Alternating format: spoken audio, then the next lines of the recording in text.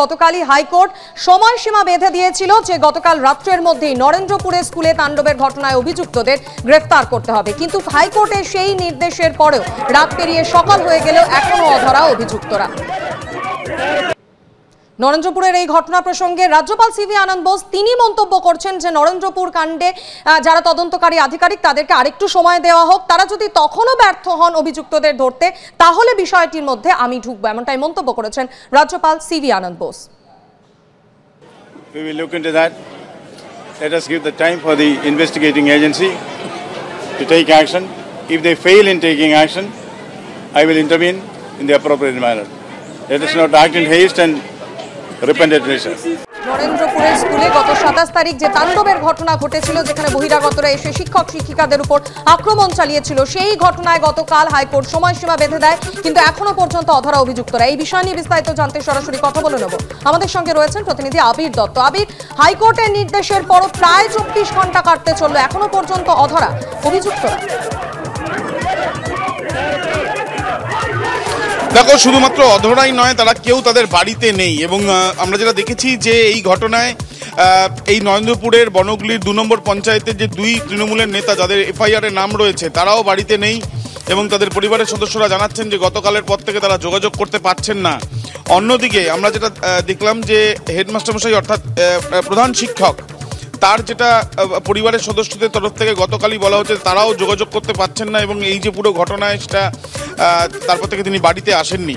এখনো পর্যন্ত পুলিশের তরফ থেকে বলা হচ্ছে যে খোঁজ চালু রয়েছে, খোঁজ করা হচ্ছে। 2 জনকে আগেই গ্রেপ্তার করা হয়েছিল, যদিও এই 2 জন এফআইআর নেম নয়। এবার যেটা সমস্যার বিষয় সেটা হচ্ছে যে এই যে সম্পূর্ণ ঘটনা 27 তারিখের ঘটনা এবং তার সঙ্গে সঙ্গে এই তদন্ত প্রক্রিয়া চলছে, কিন্তু প্রভাব সম্পূর্ণভাবে যে পঠন পাঠনে পড়েছে সেটা কিন্তু একটা ছবি বলে দিচ্ছে। তার কারণ প্রায় 700 স্টুডেন্ট রয়েছে বলরামপুর এই মন্মথনাথ হাই স্কুলের, এবং এখানে 5ম শ্রেণী থেকে দ্বাদশ শ্রেণীর পর্যন্ত এখানে পঠন পাঠন হয়, কিন্তু সেখানে দেখা যাচ্ছে যে ছাত্রীদের সংখ্যা অত্যন্ত কম। এবং কিছুক্ষণ আগে আমরা প্রাইমারি সেকশনের প্রধান শিক্ষকের সাথে কথা বলছিলাম, তিনিও বলছিলেন যে প্রভাব পড়েছে এই ঘটনার জেরে এবং ছাত্রছাত্রীদের সংখ্যা কমেছে, অর্থাৎ আসছেন না তারা, তাহলে একটা আতঙ্কের বাতাবরণ তৈরি হয়েছে। এবং এই যে ঘটনার পর থেকে যারা স্কুলের অন্যান্য স্টাফরা, তাদের 2 জনের সাথে আমরা কথা বলেছিলাম, তারাও বলছেন যে তারা এই ঘটনাকে কোনোভাবেই মেনে নিতে পারছেন না। শিক্ষকদের ওপরে হামলা এবং এই যে হামলায় ইতিমধ্যে লিখিত অভিযোগ হয়েছে। দেখাই যাচ্ছে, স্বপন মজুমদার দেখাচ্ছে সম্পূর্ণ ফাঁকা ক্লাসরুম। এখন 10টা বেজে গিয়েছে, 10টা বেজে 35-এ প্রথম ক্লাস, এবং সেই প্রথম ক্লাস শুরু হওয়ার আগে সাধারণত আমরা দেখি যে আগে থেকে স্টুডেন্টরা আসতে শুরু করে, কিন্তু স্টুডেন্টরা আসতে শুরু করলেও সেই সংখ্যাটা অত্যন্ত কম, 700 স্টুডেন্ট রয়েছে। কিন্তু সেই অনুযায়ী এই ক্লাসরুমের করিডোরই বলে দিচ্ছে যে প্রভাব কতটা পড়েছে এই ঘটনার। ধন্যবাদ আবি।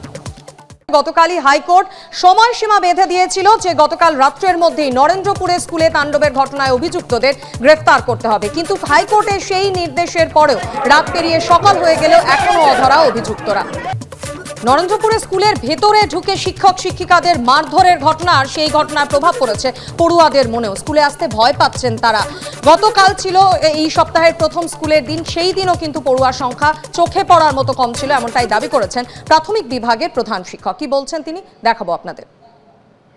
এই যে পরিস্থিতিটা তৈরি হচ্ছে, এটা যে কোনোভাবেই হোক, মানে আবার আগের অবস্থায় যাতে ফিরে আসে সেরকমই ব্যবস্থা হলে আমার মনে হয় ভালো। হ্যাঁ, সেটা তো পড়ছে অনেক। গতকাল যেমন খুব কম স্টুডেন্ট এসেছিল হাই স্কুলে, মানে গার্জেনরা অনেকে ভয়ে পাঠায়নি এরকম।